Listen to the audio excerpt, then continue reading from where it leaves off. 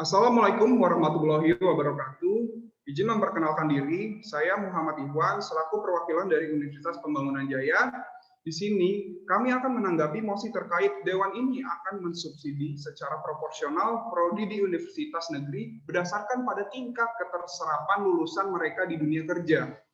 Dewan juri yang terhormat, menanggapi mosi terkait, alangkah lebih baiknya kita melihat kembali pembukaan Undang-Undang Dasar 1945 pada alinea keempat, yaitu tentang poin memajukan kesejahteraan umum dan mencerdaskan kehidupan bangsa.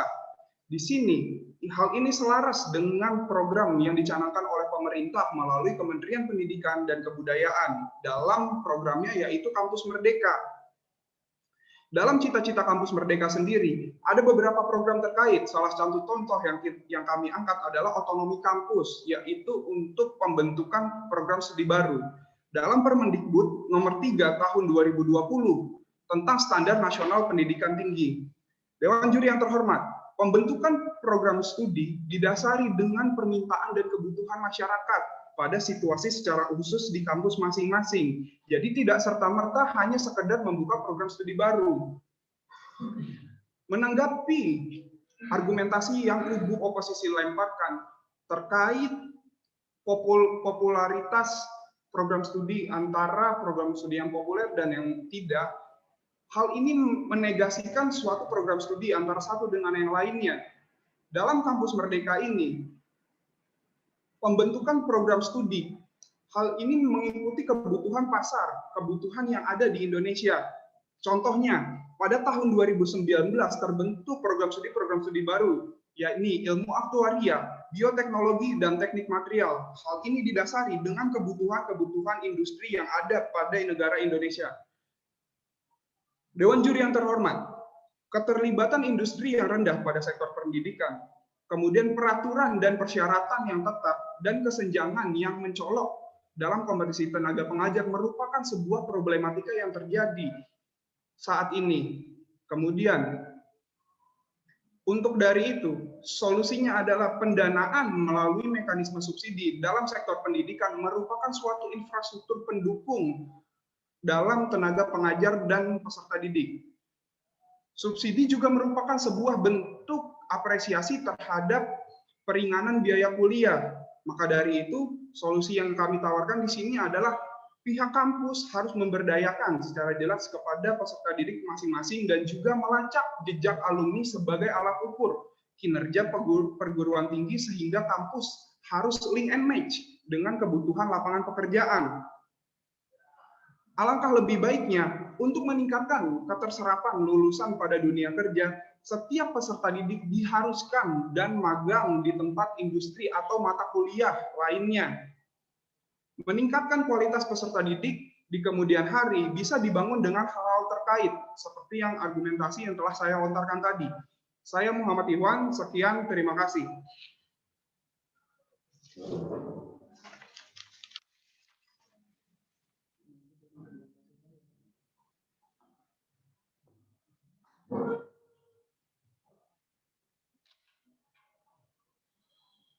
Assalamualaikum warahmatullahi wabarakatuh. Dewan juri yang terhormat, perkenalkan saya Hanif Fitria dari Universitas Pembangunan Jaya selaku pembicara 2.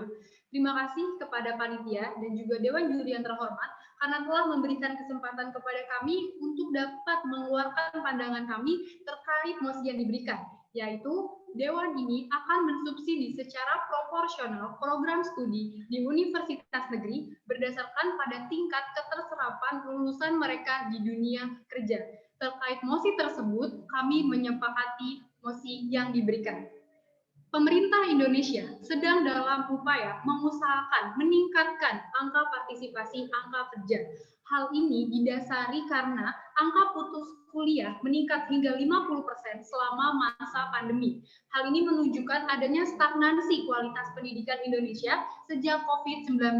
Hal ini berdampak pada tingginya angka pengangguran. Data Badan Pusat Statistik atau BPS menyebutkan bahwa pengangguran mencapai 8,75 juta, meningkat hingga 26,26% dibandingkan periode tahun lalu. Hal ini membuktikan bahwa adanya korelasi antara minimnya angka partisipasi kerja dengan kualitas pendidikan. Namun, narasi yang diberikan oleh tim oposisi adalah minimnya angka partisipasi kerja dikarenakan jumlah lapangan kerja yang tidak stabil atau tidak bisa mengimbangi pertumbuhan masyarakat Indonesia. Hal ini sangat tidak sesuai dengan fakta yang sedang terjadi di negara kita. Indonesia dalam upayanya meningkatkan angka partisipasi kerja melakukan sebuah terobosan yaitu subsidi kepada program studi di universitas negeri pada tingkat keterserapan lulusan mereka di dunia kerja. Hal ini terbukti efektif karena mampu meningkatkan kualitas mahasiswa bukan hanya sebatas fisik seperti yang dipaparkan oleh tim oposisi, namun dapat meningkatkan kemampuan dalam memecahkan masalah, proses, kognitif, sistem, sosial, dan juga manajemen sumber daya, sehingga dapat membangun jiwa entrepreneurship. Di kemudian hari, mahasiswa bukan hanya terserap, tapi dapat membuka lapangan pekerjaan. Hal ini sejalan dengan Kampus Merdeka yang tertuang dalam Permendikbud nomor 03 tahun 2020 tentang Standar Nasional Pendidikan Tinggi. Kampus Merdeka merupakan sebuah sistem di mana setiap mahasiswa mempunyai hak belajar 3 semester di luar program studi. Hal ini dapat membangun jiwa entrepreneurship sehingga mahasiswa bukan hanya bergantung pada jumlah lapangan kerja, tapi dapat menciptakan lapangan pekerjaan itu sendiri. Terkait narasi yang dipaparkan oleh tim oposisi, mempertanyakan masalah keefektivitasan dari subsidi. Kami mengilhami subsidi bukan hanya secara sempit, namun secara apresiatif dan juga evaluatif yang disesuaikan dengan progres setiap program studi yang dapat memunculkan motivasi untuk memperbaiki kompetisi pengajar dan juga peserta didik. Yang perlu saya garis bawahi adalah memotivasi kompetensi pengajar dan juga peserta didik. Dan upaya yang dapat ditempuh adalah 1. Memodifikasi kurikulum, 2. Link and match industri, 3. Meningkatkan penelitian. Oleh karena itu, akan meningkatkan angka keterserapan kerja jika ketiga upaya tersebut dilakukan. Dan yang perlu digarisbawahi adalah kebutuhan dan penelitian pengembangan setiap program studi berbeda, sehingga tidak bisa disamaratakan. Menanggapi narasi yang diberikan oleh tim oposisi bahwa jurusan yang tidak populer, yang tidak mendapat subsidi, tidak dapat bertahan, mungkin itu merupakan sebuah pola pikir yang keliru. Mengapa? Karena tolak ukur subsidi bukan pada tingkat populer, tetapi pada tingkat keterserapan lulusan kerja, progres, perkembangan tiap jurusan. Alokasinya dapat meningkatkan kualitas peserta didik sehingga siap sebagai angkatan kerja. Sekian argumentasi yang dapat kami sampaikan. Terima kasih kepada panitia dan juga Dewan Juri yang terhormat. Wassalamualaikum warahmatullahi wabarakatuh.